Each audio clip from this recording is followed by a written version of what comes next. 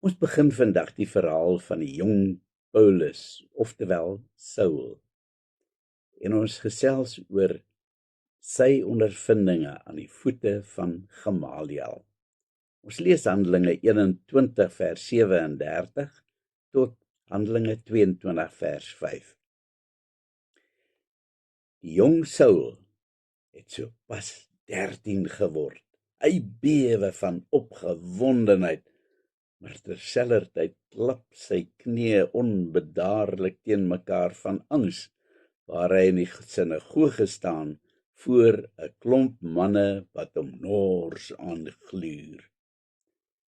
Met 'n stem wat wil breek, begin hy voorlees uit die Torah, terwyl pa trots toe kyk. Hy lig vir 'n oomblik sy oë op van die boekrol af. Voor hom sien hy hoe dat die manne tevrede die koppe knik. Dit voel vir Paulus asof 'n reuse las van sy skouers afval. Sy hart swel van trots as hy die breë glimlag op pa se gesig sien. Nou is hy 'n volwaardige lid van die sinagoge. Kort na Saul se groot dag in die sinagoge onderneem hy saam met sy pa die lange reis na die stad Jerusalem. Hulle het baie lank gepraat hieroor en al die verskillende opsies oorweeg. Pa voel dat net die beste goed genoeg is vir sy skranderseun en die beste kan alleen in Jerusalem gekry word. Jong Saul sal vir die volgende paar jaar by 'n familielid tuis gaan terwyl hy studeer. Met hulle aankoms in die groot stad gaan hulle reguit na die tempel toe. Die tempelplein is 'n muurnes van bedrywigheid en is veral die pilaargang van Salomo wat rondom hierdie groot kompleks gebou is waar die meeste mense saamdrom. Oral sit daar klein groepies jong seuns of mans by 'n rabbi om te leer. Saul se pa soek een spesifieke rabbi met die naam Gamaliel. Sy naam is op almal se lippe en hy is beroemd as die leermeester by uitstek. Lange onderhandelinge vind plaas wanneer hulle hom opspoor. En Saul word onderwerp aan eindelose vrae. Gamaliel wil doodseker maak dat hierdie nuwe student briljant is en boonop die deursettingsvermoë het om die werk te kan hanteer wat hy aanbied. Hy mors nie sy tyd met iemand wat sukkel nie. En so begin die jong Saul sy lang en bitter moeilike pad om in pa se voetspore te volg.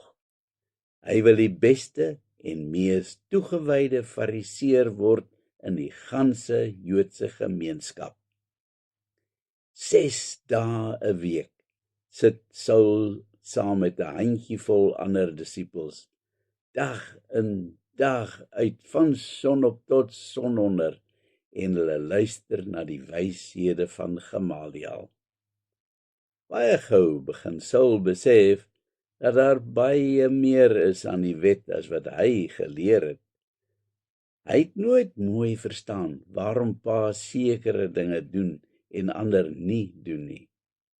Nou moet hy uitvind dat daar 'n groot klomp ongeskrewe reëls is wat as veiligheidsmeganisme dien, sodat jy nie dalk per ongeluk die wet van God oortree nie. Saul vind 'n paar van hulle nogal baie snaaks. Hy het nooit geweet waarom sy ma 'n doek oor haar spieël gooi voor die Sabbat begin nie. Nou moet hy hoor dat die fariseërs 'n wet gemaak het dat 'n vrou nie op die Sabbat in die spieël mag kyk nie. Nee, dis nie sonde om in die spieël te kyk nie, maar dit is wat daaruit mag voortvloei wat die sonde kan word. Jy mag dalk net 'n grys haar aan haar wenkbroue raak sien en dan besluit sy om dit uit te pluk. En dit is natuurlik presies dieselfde as om te oes. En soos almal mos weet, is oes natuurlik werk. En jy mag onder geen omstandighede werk op die Sabbat nie. Dus het ma maar veiligheidshalwe die spieël toegegooi, sodat sy nie dalk in die versoeking mag kom nie. En skielik gaan daar 'n lig op vir Saul. 'n Ander bywet wat Saul nogal baie amusant gevind het, is dat jy nie op die Sabbat meubels mag rondskuif nie. Hulle staan waar hulle staan. En die rede? Saul moet leer dat dit nie noodwendig werk is om iets rond te skuif nie, maar daar's mos altyd stof op die vloer.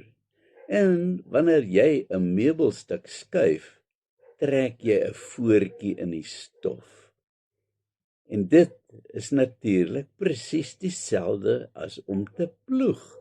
En op Sabbat mag niemand die hand aan die ploeg slaan nie. Dus is dit sonde van die ergste graad. Jy ontheilig die Sabbat. 'n Jaar gaan verby soos 'n oogwink.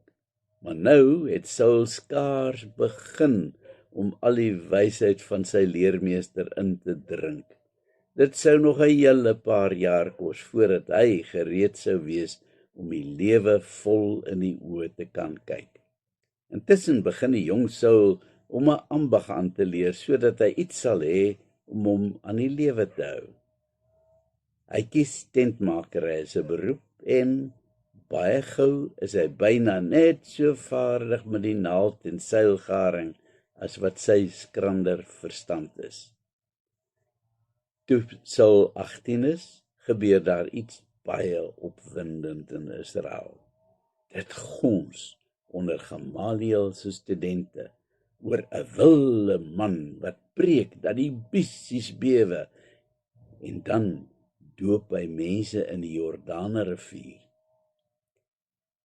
Hulle sê hy eet sprinkane en wille heuning om te oorleef in die woestyn, vertel een van sy medestudente met groot smaak, terwyl hy kraai van die lag.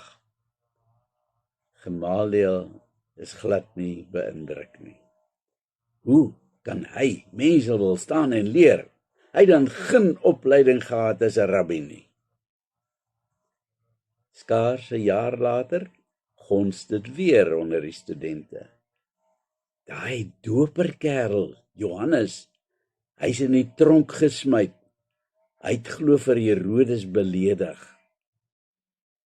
Slegs 'n kort rukkie later is daar tot Gamaliel se groot ontsteltenis weer 'n leuke prediker. 'n sekere Jesus uit die dorpie Nasaret. Hy preek egter hoofsaaklik in Galilea. Nes daardie Johannes kerel sal hy ook nêrens kom nie, voorspel die wyse Gamaliel, en Saul stem heel hartig saam. Maar 'n jaar of 2 later is die jong Saul woedend, as hy van oral oor verneem hoe daardie Jesus groot opgang maak en boonop die fariseërs verkleineer. Al wat 'n fariseer en skrifgeleerde is, het hulle mes in vir hom. Kom ons bid.